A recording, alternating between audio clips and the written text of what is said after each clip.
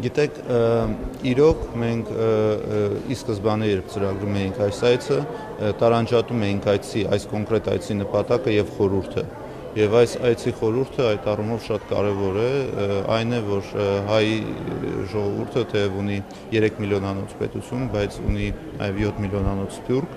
եւ մեր նպատակն էր ստեղծել մի նոր ավանդույթ քաղաքական, երբ հայ ժողովրդի համար առանցքային կարևորության խնդիրների շուրջ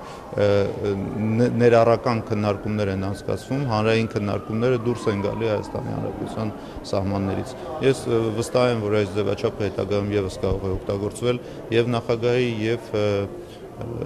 այլ մակարդակներում, այդ թվում արտաքին գործերի նախարարի, սփյուռքի նախարարի, վարչապետի, դրանք հնարավոր տարբերակներ են։